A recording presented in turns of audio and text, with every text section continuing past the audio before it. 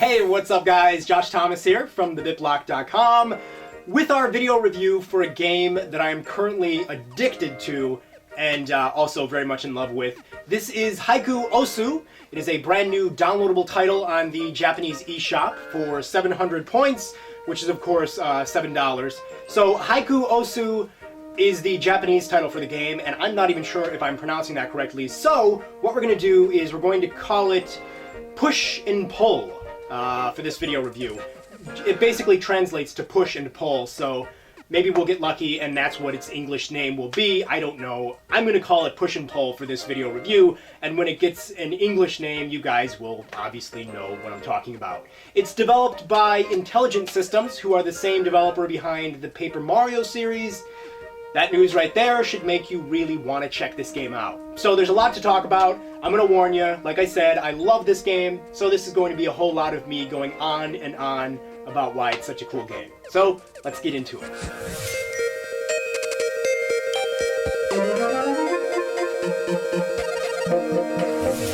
Now, the gameplay here in Push and Pull is very simple. It is a puzzle platforming game. And it's something that anybody could pick up and play and understand, any skill level, any age. But at the same time, because the gameplay is so simple, it also can be kind of complicated at the same time. It's simple to play, it's simple to understand, but as you progress and you complete puzzle after puzzle after puzzle, you're eventually going to arrive to the point where you're working on a puzzle and it's just really become tricky and you're stumped and you're trying to figure it out for like 20 minutes. But before we get into that, talking about how the puzzles function, let's talk a little bit about the core gameplay concepts.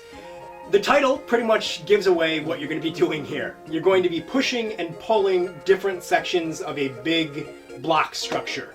You play as a cute, gelatinous little character known as Maro. Maro's job in this game is to save other cute, smaller gelatinous characters, little kids. These little kids have, for some reason, climbed on top of these block towers and gotten smashed inside. And so it's your job to pull and push the sections of the block out to eventually jump your way up to saving them and collecting them. So again, it's really simple, and at first it's almost deceptively simple, but once you get to about stage 30, you're gonna realize that this game has a lot of tricks up its sleeve. For one thing, aside from the basic idea of grabbing the blocks and pulling them out, you are also going to be introduced to a few gameplay concepts inside of the structures themselves. For example, there are little arrow switches. When you pull those out and jump on top of the switch, the entire section of the block will shoot out towards you. The gameplay is designed in kind of a grid fashion. You have a cute little stage set up for every level, and I don't know exactly how many squares by how many squares they are, but there are 3 squares coming towards you, which means that every time you pull out a block, you can only do it 3 times. So it'd be 1, 2, 3, and you couldn't pull it out anymore, or push it back in. So with that little simple concept in mind, it does become kind of tricky, because you have to realize, oh wait a minute, if I pull this one out this far, that means that I can't jump up here and pull that one out. For example, if I pull out a block once and jump on top of it, that means that I can't pull out the block that's in front of me because I would fall off the back of the other block. So you kind of have to have room behind you to pull. So it gets tricky.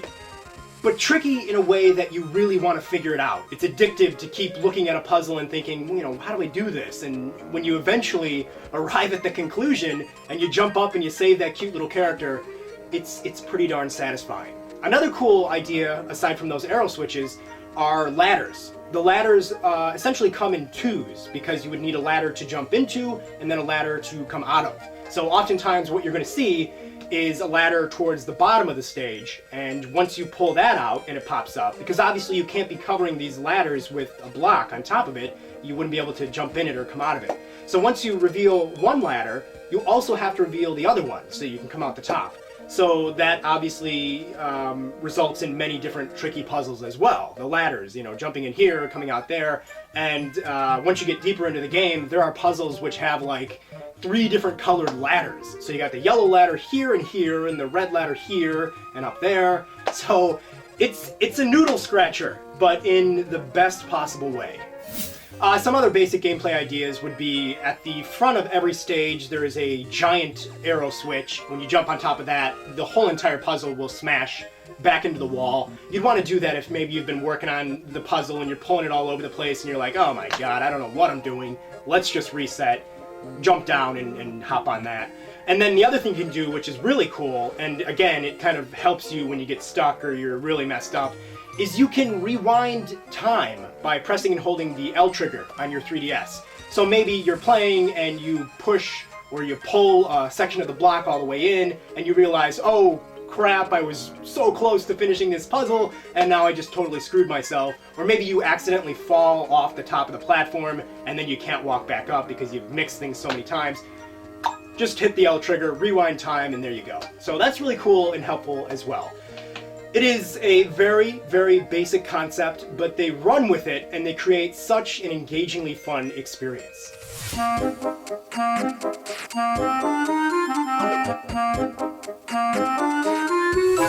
Now, when it comes to visuals, I think Push and Pull looks really great. It's very soft and clean looking. There's a lot of color, and the characters are very well animated. I mean, look at this guy. Look at Morrow.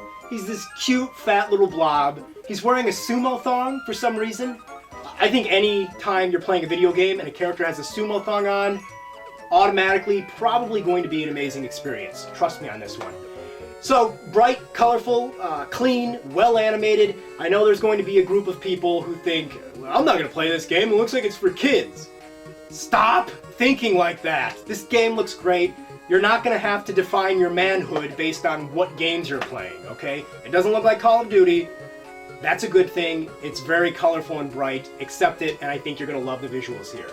Another really cool part of the visuals here is that a lot of the stages actually use classic Nintendo characters, the 8-bit sprites from the old days, and create puzzles out of them. So there's Koopa Troopa, there's a Lakitu, there is a Mario head. I mean, come on, you're climbing on top of an 8-bit Mario head, pulling apart his pieces, you know, pulling his mustache out and jumping on top of it.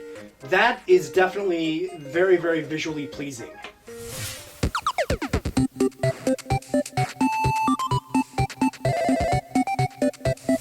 So the game's soundtrack is really great. It's very cute. It is pretty much the type of music you would expect from this game. Little bit of a complaint. The same tracks pretty much play through the entire game. There's really not a lot of variety here. I think there's like 4 tracks in this entire soundtrack. So, you know, eventually you might wish that there was more music, but it works and it sounds good, and it is a downloadable title, so you really can't expect like 15 different musical tracks. As far as sound effects go, those 2 are great. I think the sound effects actually add a lot to the experience, which is weird. But you know, the sound you get from pulling the blocks and the little waddly noises that come out of Morrow, they're charming. Overall, definitely something that is a great sounding game. Only flaw as far as the audio goes is I wish there was maybe like 2 or 3 more bits of music playing.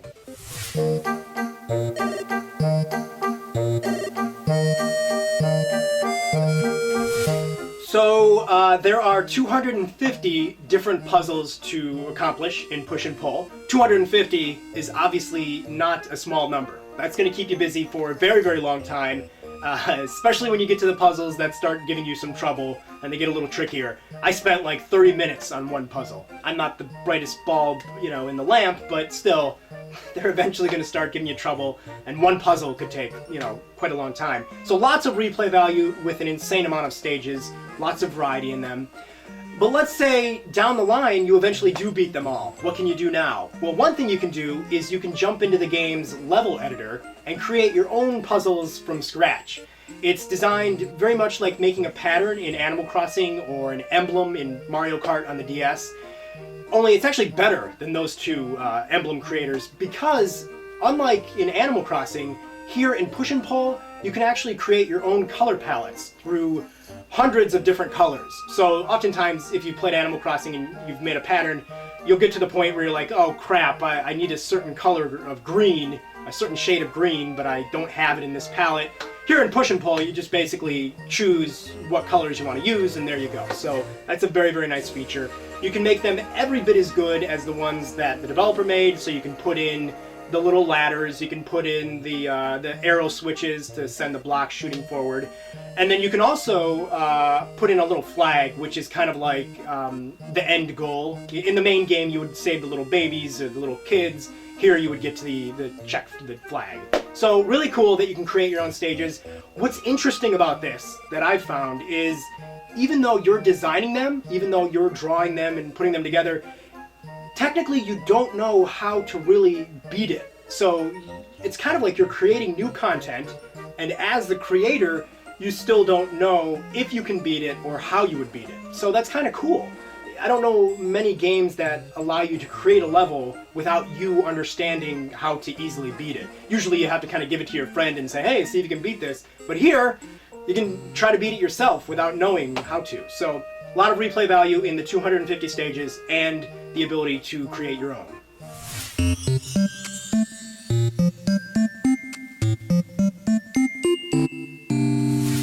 Okay, in conclusion, I think it's no secret. I strongly recommend that you guys check this game out. I'm very addicted to it. I love it. I think it's adorable. It's really fun to play. Has a great pick up and play quality, which to me is very, very important with a handheld game, especially a downloadable handheld game. For $7, you're more than getting your money's worth here. 250 puzzles, the ability to make your own. One thing that I do want to complain a little bit about is that it seems there's no way to share the puzzles that you create with people on your friends list. I've pressed every button, I've translated stuff, I can't find out how to do it. I don't think you can. Maybe you can via Street Pass, I don't know, but it kind of sucks that there's just no button to, hey, send this to a friend and then get some from your friend. I'm not going to guarantee you can't, but I don't think you can. I've looked everywhere. Also, like I said, I wish there was just a few more tracks with the music because it's really good and I'd like to hear more of it. Not really much of a complaint.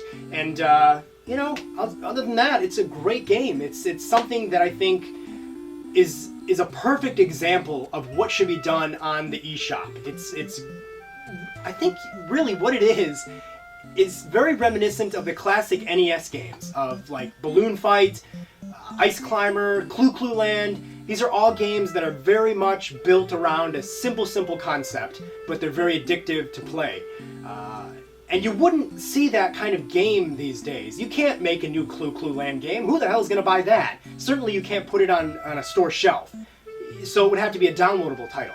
I think Push and Pull is very much a new classic NES game. If that makes any sense, I'm sure it doesn't, but hopefully you understand what I mean. TheBitBlock is rewarding Push and Pull with a well-deserved 9.5 out of 10. Only a few little hiccups, but overall, what you get here is really, really great. So yeah, if you want to see even more gameplay for the title, stop by TheBitBlock.com. Until then, I really hope that this has gone a long way in getting you excited to eventually download it yourself.